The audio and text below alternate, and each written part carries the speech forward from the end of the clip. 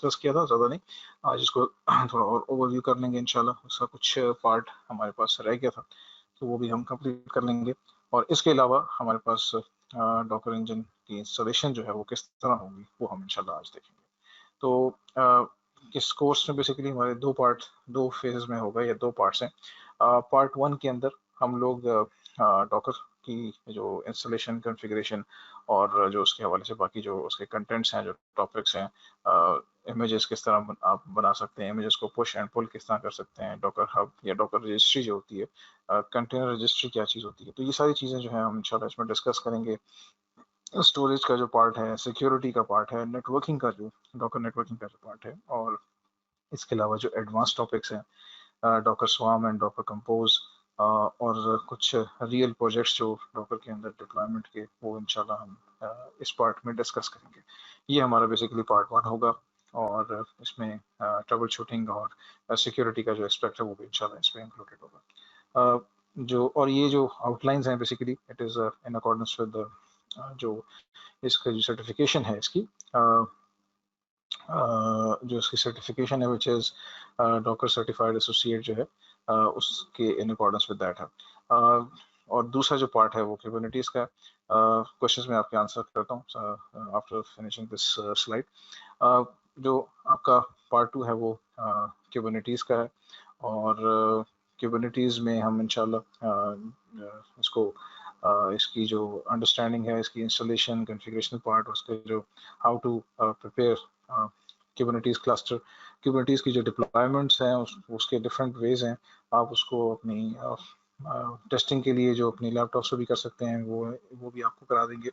Plus आप अपने premises organisation के अंदर कुबरनेटिस का जो क्लस्टर है वो खड़ा करना चाहते हैं, वो हम कर देंगे। और प्लस जो है वो क्लाउड इंस्टेंस, अगर आप क्लाउड के ऊपर कुबरनेटिस इंजन को यूज़ करना चाह रहे हैं तो वो भी इंशाल्लाह हम इसमें देखेंगे।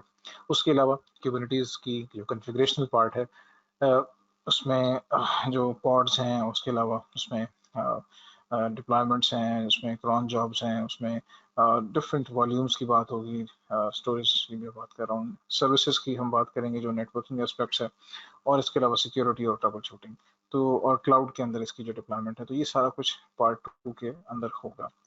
तो अच्छा, अब एक्चुअली में जो लोग कल नहीं थे उनके लिए थोड़ा सा कि डॉकर और कुबरनेटिस को हम यहाँ पे डिस्कस क्यों कर रहे हैं, या इसकी जो प्री रेक्स हैं या प्री रिक्वायरमेंट्स हैं, या इसकी जो यूसेज है वो, उसकी मेन रीजंस क्या हैं।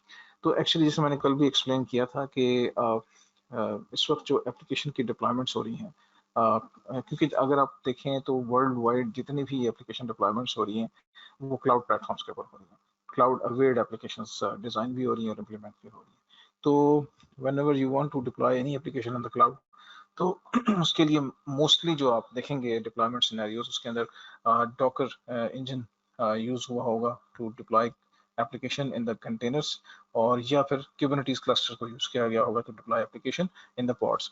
तो ये बेसिकली दो टेक्नोलॉजीज हैं जो कि वाइडली यूज हो रही हैं एप्लीकेशन डिप्लॉयमेंट के लिए। तो इसका जो हमने थोड़ा सिनेरियो देखा था कि इसकी यूसेज की इसकी मेन रीज़न क्या है, तो मैंने कल भी डिस्कस किया था कि जो एप्लीकेशन की जो टाइप हो, दो किस्म की एप्लीकेशंस होती हैं। एक आपकी मोनोलिथिक एप्लीकेशंस होती हैं जो कि ट्रेडिशनल जो जितनी भी डेवलपमेंट हुई है, जितनी भी डिप्लॉयमेंट्स हुई हैं या एप्लीकेशन डेवलपमेंट्स हुई हैं पास्ट में, वो सारी एप्लीकेशन जो है वो मोनोलिथिक थी। क्या होता था कि उसके अंदर जितना भी लेयर्स हैं, जिसमें डेटा लेयर है, उसमें यूज़र इंटरफेस की लेयर है, उसमें बिजनेस लॉजिक है, जो आपकी एक्चुअल एल्गोज होते हैं, तो ये सब एक ही इंस्टेंस के अंदर रन हो रहे होते हैं। और इसका प्रॉब्लम ये होता है एक ही मॉड्यूल के अंदर होते हैं, मतलब कोई मॉड्यूलर अप्रोच नहीं यूज होती।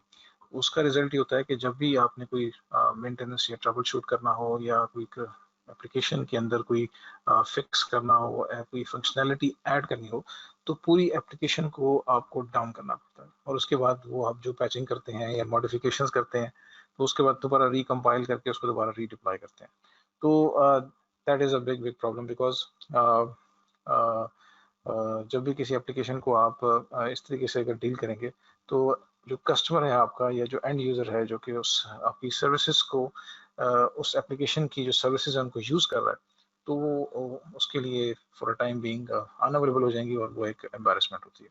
तो इसका एक मॉडर्न जो आर्किटेक्चर है एप्लीकेशन डिप्लॉयमेंट का जो आजकल यूज हो रहा है, that is called composition of application into micro services.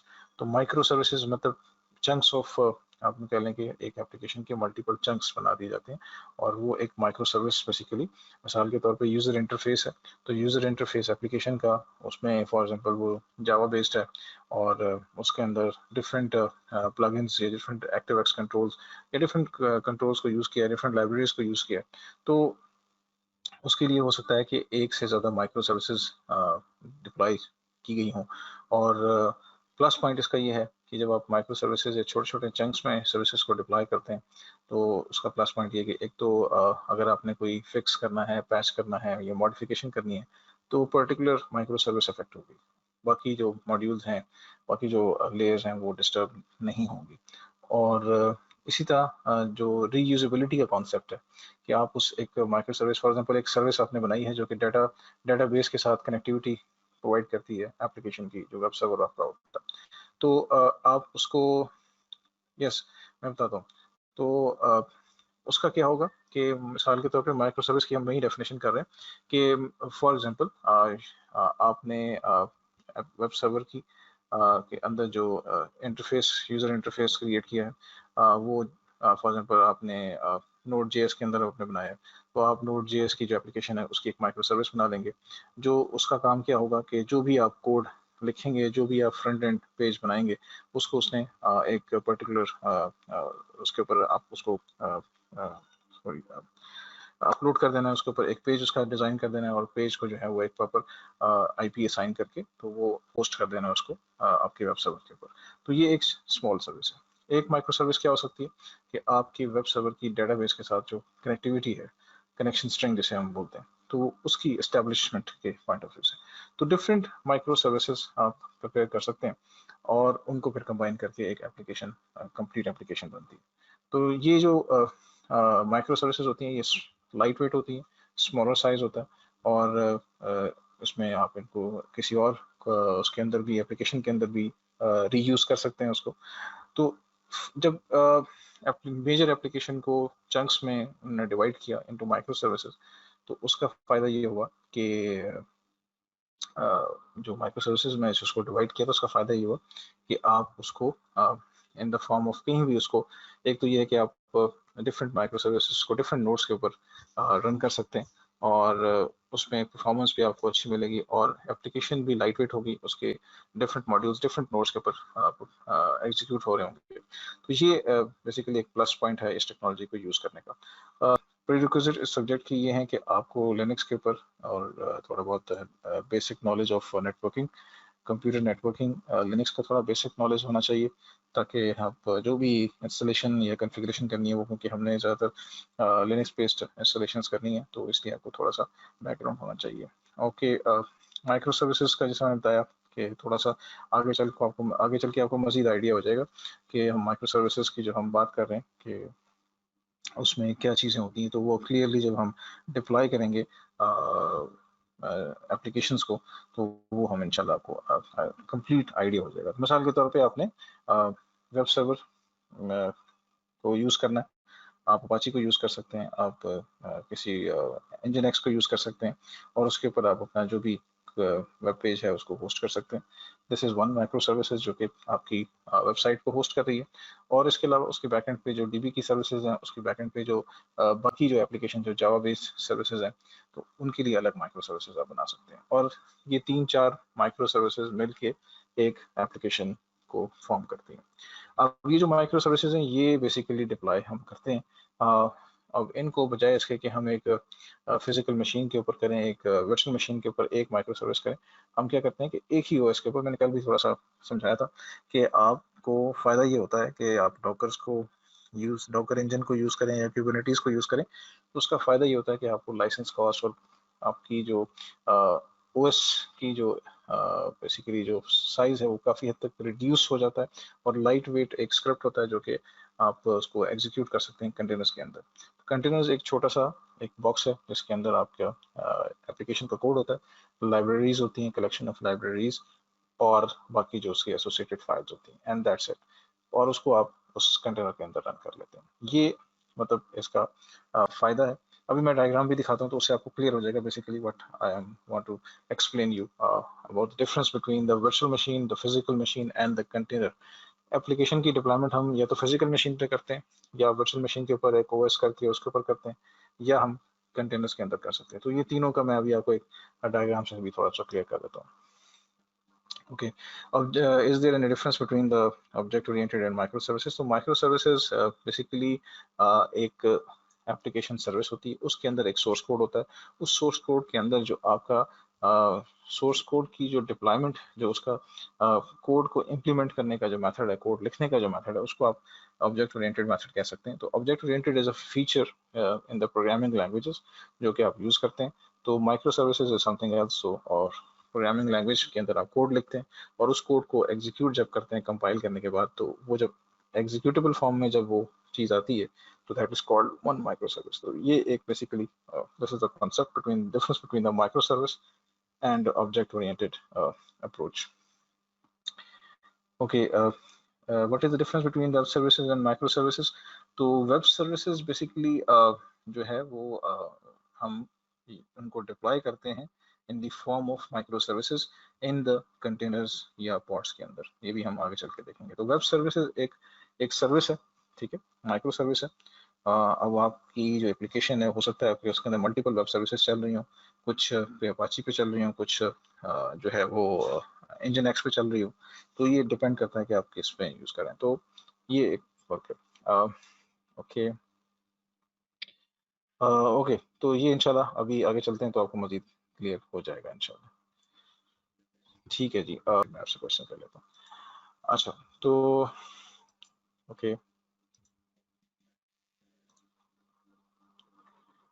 Okay, तो जनाब ये हमने कल भी एक्सप्लेन किया था कि एप्लीकेशन की डिप्लॉयमेंट क्या होती है। एप्लीकेशन का मतलब क्या होता है? आप एक फॉर एग्जांपल जिस तरह गूगल की वेबसाइट है, जिस तरह याहू की वेबसाइट है, जिस तरह दराज डॉट पी के है या अली एक्सप्रेस है, ये डिफरेंट ई कॉमर्स की वेबसाइट्स हैं, एप्लीकेशन हैं जिसके थ्रू आप यूज़ करके आप जो भी आइटम्स हैं वो परचेज करते हैं, और जो वेंडर्स हैं वो आइटम सेल करते हैं यूजिंग दैट मेथड। तो अब उनकी जो डिप्लॉयमेंट है उसमें क्या क्या चीज़ें हो सकती हैं? उसमें एप्लीकेशन सर्वर होगा, उसमें वेब सर्विसेज होंगी, उसमें डीबी सर्विसेज होंगी, और उसके अलावा उसके अंदर मल्टीपल एड ऑन्स सर्विसेज होती हैं जो कि वेंडर्स की जो एपीआईज होंगी, वो डिफरेंट चीज़ों को मिला के एक कंप्लीट एप्लीकेशन पैकेज बनता है। तो इंस्टेड कि हम सारा कुछ एक ही कोड के अंदर लिख दें कि how to configure web server, how to host website on the web server, or how to connect database server with the web server, or how to deploy database services। तो ये सारी चीजें अगर हम एक ही उसके ऊपर कर देंगे मशीन के ऊपर, तो that will this is called a monolithic based application. तो इसमें प्रॉब्लम हो सकती है कि जब भी आप इसमें मेंटेनेंस वगैरह या इसमें कोई पैचिंग करना चाह रहे हैं, मॉडिफिकेशंस करना चाह रहे हैं, तो उसमें फिर आपकी पूरी एप्लीकेशन डाउन होती है। प्लस रिसोर्स यूटिलाइजेशन, अगर आप एक फिजिकल मशीन पे एक एप्लीकेशन डिप्लॉय करेंगे तो उसकी जो रिसोर्स यूटिलाइजेशन है वो हार्डली 20% या 30% होती है, और उसके बाकी 60 to 70% रिसोर्स वेस्ट होती है। This is physical machine. और वर्चुअलाइजेशन के अंदर क्या होता है कि अगर इसको देखें तो इसमें हमारे पास एक बेयर मेटल हाइपरवाइजर हम इंस्टॉल कर लेते हैं, एक बूटेबल ओएस होता है, ठीक है, उसको हाइपरवाइजर कहते हैं। मिसाल के तौर पे VMware का ESXi है, अमेजोन सॉरी माइक्रोसॉफ्ट का आपके पास जो हाइपर वी है, इसके अलावा आपके पास रेड हैट का RHEV है।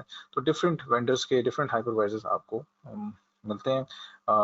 KVM है रेड हैट का, KVM को आप यूज़ कर सकते हैं। तो बहुत सारे हाइपरवाइजर्स इस वक्त मार्केट में मौजूद हैं, उनको आप यूज़ करके उसको आप इंस्टॉल करते हैं एक फिजिकल मशीन के ऊपर, और फिर उसके ऊपर आप वर्चुअल मशीन इंस्टॉल करते हैं।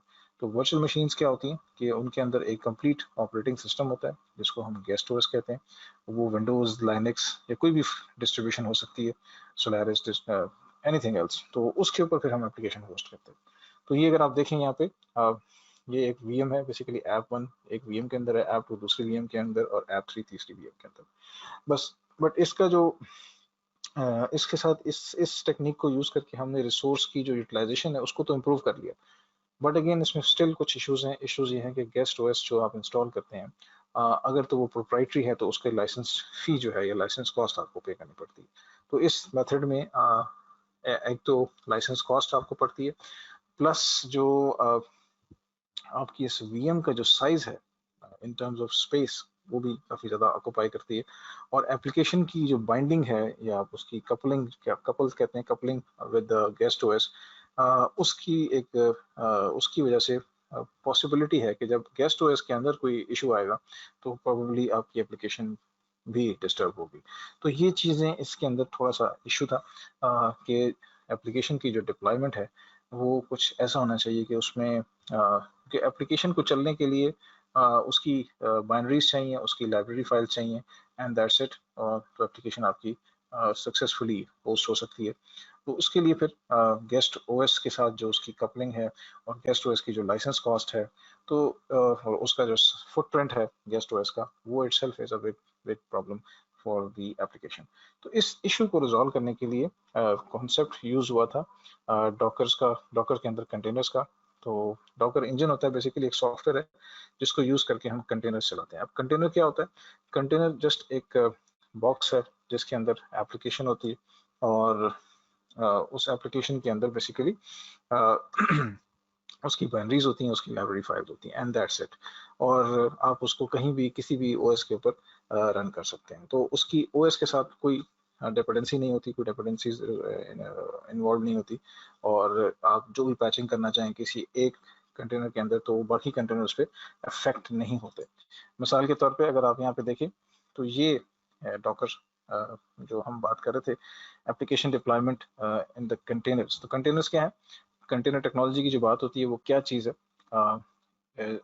Container technology, also known just as a container, is a method to package an application so it can be run with its dependencies isolated from other processes. तो अगर पीछे वाली एग्जांपल देखें तो virtual machine के अंदर बाकी प्रोसेसर भी चल रहे होते हैं, तो उसकी वजह से अगर एक प्रोसेस में कोई डिस्टर्बेंस आती है तो बाकी जो है बाकी जो प्रोसेस है वो जो है वो उससे मतलब एक प्रोसेस अगर प्रॉब्लमेटिक होगा तो बाकी प्रोसेस को भी डिस्टर्ब करेगा। तो इस मेथड के अंदर हमारे पास जो एप्लीकेशन की डिप्लॉयमेंट है कंटेनर्स के अंदर, उसमें अगर आप देखें तो एक ही सिंगल ऑपरेटिंग सिस्टम है, उसके अंदर डॉकर इंजन हमने किया हुआ है, और डॉकर इंजन के ऊपर हमने कंटेनर्स रन किया, और कंटेनर्स के अंदर सिर्फ एप्लीकेशन है और उसकी लाइब्रेरी फाइल। इसमें कोई, अब आप देखें तो ओएस की जो कॉस्ट है वो भी हमने सेव कर ली। सिंगल ओएस के ऊपर हम मल्टीपल एप्लीकेशंस को डिप्लॉय कर सकते हैं, और प्लस पॉइंट ये है कि ये एप्लीकेशन आपस में आइसोलेटेड है। एक एप्लीकेशन के अंदर कोई इशू आएगा तो बाकी एप्लीकेशन उससे डिस्टर्ब नहीं होंगी। तो लाइक गूगल की अगर आप बात करें तो गूगल की जो इस वक्त डिप्लॉयमेंट है, जो गूगल की सर्विसेज चल रही हैं, वो माइक्रो सर्विसेज की फॉर्म में चल रही हैं। इंस्टेड जो कुबरनेटीज का कॉन्सेप्ट था वो गूगल ने ही इंट्रोड्यूस कराया था, तो गूगल ऑलरेडी यूज कर रहा था अपने सिस्टम के अंदर कंटेनर्स का जो कॉन्सेप्ट है, तो ये ऑलरेडी वो यूज कर रहा था, तो उसने फिर इसको ओपन सोर्स कर दिया। तो क्वेश्चन अगेन कि इस टेक्नोलॉजी को यूज करके हम एप्लीकेशन की डिप्लॉयमेंट को मजीद ऐसे कहते हैं कि एफिशिएंट बना सकते हैं, और उसको हम रैपिड, जिसे कहते हैं डिप्लॉयमेंट ऑफ एप्लीकेशन का वाला जो गोल है वो अचीव कर सकते हैं। तो इसमें ये हमने डिस्कस की थी चीज़ें कि सिंगल, ये हमने कल भी डिस्कस कर ली थी, licence fee, portable and fast, and everything is there. तो आप इससे काफ़ी हद तक जो अपना कैपिटल एक्सपेंडिचर है या जो ऑपरेशन कॉस्ट है वो सेव कर सकते हैं। तो ये बेसिकली थोड़ा सा बैकग्राउंड था कंटेंट